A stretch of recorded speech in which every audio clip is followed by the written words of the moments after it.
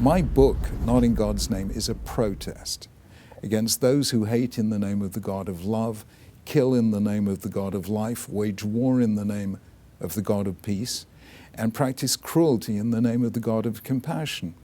And I'm really speaking to the moderate Muslims who remember the great traditions of Islam and saying, separate yourself away from radical Islamism, which is, I think, an unholy alliance between religion and the pursuit of political power.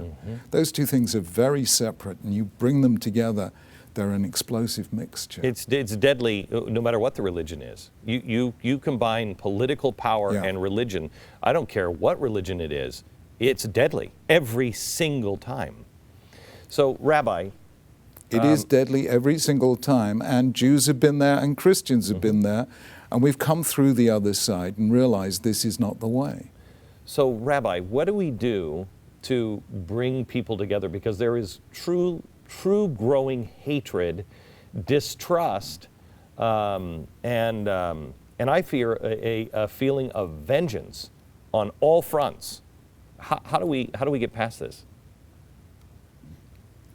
Well, I'll tell you the experience that I've had. The book, Not in God's Name, has been out in Britain now for 4 months. And the most enthusiastic response has been from moderate Muslims and from religious Christians who said, you know, this is right, we can get together, we must get together. Violence is not the way. So it's had an impact way beyond what I expected. And I'm hoping it'll have a similar impact here in the United States. Now, if we can pioneer in Britain and America a new way for the three Abrahamic faiths together, we can hope in the fullness of time to raise leaders who will give rise to and express a different voice in Islam. I don't think it's going to come out of the conflict zones, where, as you say, things get worse day by day. It will have to come from a little outside those zones, here in the States especially. And that's why I'm really hoping that the book will have an impact here. So, Rabbi, I would like to, because booking you for time is darn near impossible. You are very much in demand and a world traveler.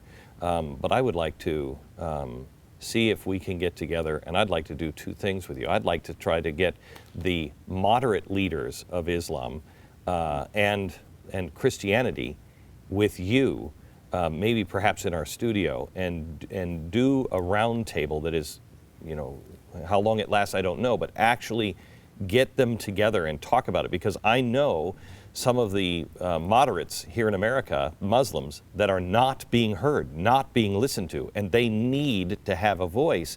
And Christians and Jews need to see this engagement and be able to chart a way forward, because it's not happening. Glenn, you've got a deal. I mean, I could not wish for anything more. I've had hugely warm response, I have to say, from the Christians and Muslims here in the States who have seen the book, who saw it before publication. And I think the time is now.